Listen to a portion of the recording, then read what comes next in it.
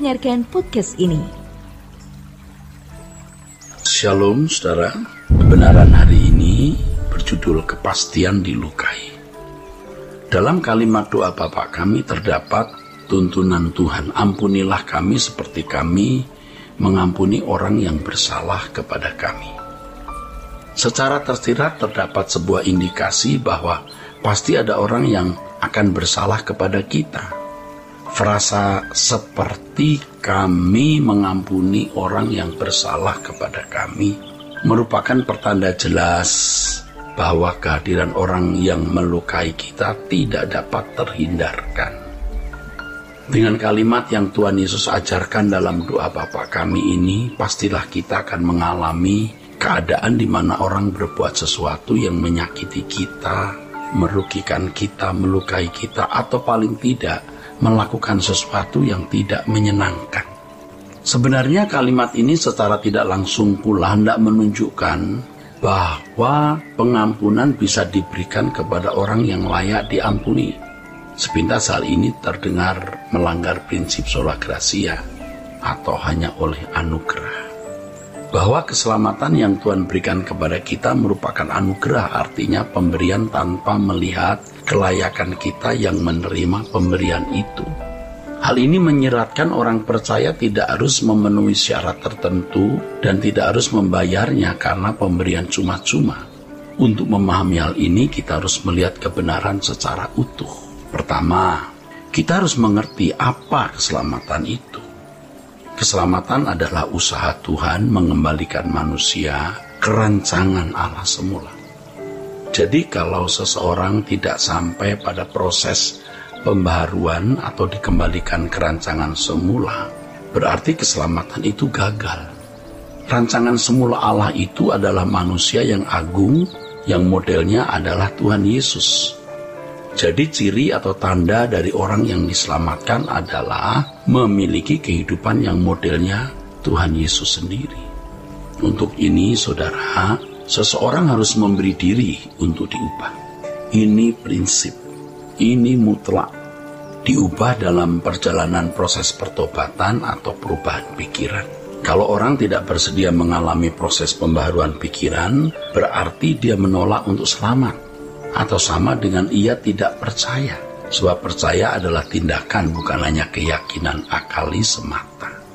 Contoh terbaik untuk menjelaskan tentang iman atau percaya adalah Abraham yang disebut bapak orang percaya. Kehidupannya menunjukkan dengan jelas bahwa seorang yang percaya kepada Tuhan adalah seorang yang bertindak. Jikalau seorang mengaku percaya kepada Tuhan Yesus, ia harus mau diubahkan. Harus mau. Tuhan berkata, kalau kamu tidak bertobat dan menjadi seperti anak kecil ini, kamu tidak masuk surga. Bertobat artinya berbalik.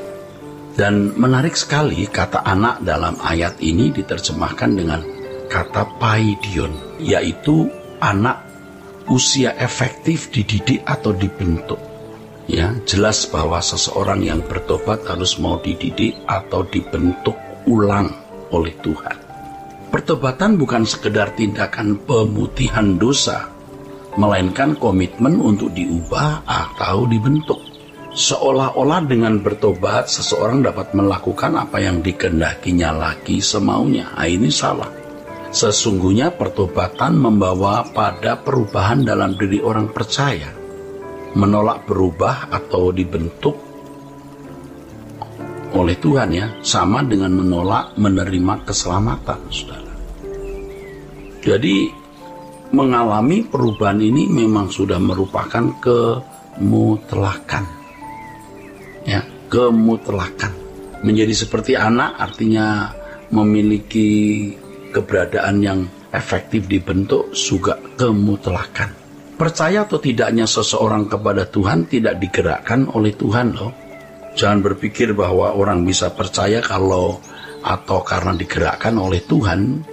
Jika tidak digerakkan oleh Tuhan, orang tidak bisa percaya. Nah ini konyol sekali. Ini salah, saudara.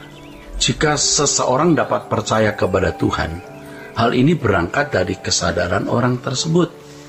Jika seseorang sudah percaya kepada Tuhan, maka apakah percayanya sekadar pada pengaminan akali atau sungguh-sungguh dibuktikan dalam tindakan nyata juga merupakan pilihan dari orang tersebut, saudara. Nah, disinilah kehendak bebas manusia berperan. Tuhan tidak menggerakkan seseorang untuk melakukan sesuatu atau tidak melakukan sesuatu. Sebab jika ada orang yang Tuhan arahkan untuk percaya dan memiliki iman yang benar, sedangkan yang lain tidak, maka Tuhan adalah jahat. Tuhan sosok jahat yang mengerikan bagi mereka yang tidak diarahkan untuk beriman dan menjadi percaya. Itu berarti mendorong orang masuk neraka atau paling tidak membiarkan orang masuk neraka. Dan neraka bukan 1-2 bulan, bukan 1-2 tahun loh, saudara. Dengan pemikiran yang salah itu, Tuhan menjadi baik bagi sebagian orang yang diselamatkan. Tetapi Tuhan menjadi jahat bagi mereka yang terbuang, yang tidak diarahkan untuk percaya dan selamat, saudara. Orang yang merespons keselamatan dengan benar, mereka yang percaya ditandai dengan tindakan. Percaya merupakan sebuah proses panjang sampai dapat benar-benar hidup dalam kehendaknya.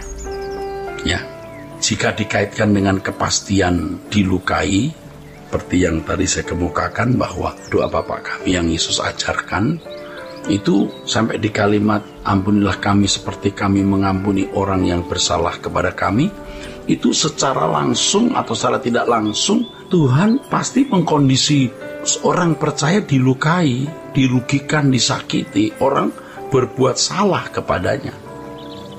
Nah, di sini Allah bekerja dalam segala hal, ya, menyiapkan diri orang tersebut menghadapi apapun, termasuk kehadiran orang-orang yang melukai dia. Tidak ada seorang pun yang tidak pernah terluka dalam hidup ini. Nah, itulah sebabnya Tuhan mengingatkan orang percaya, ampunilah kami seperti kami mengampuni orang yang bersalah kepada kami. Nah, puji Tuhan, saudaraku. Oh, hebat sekali ya kebenaran itu.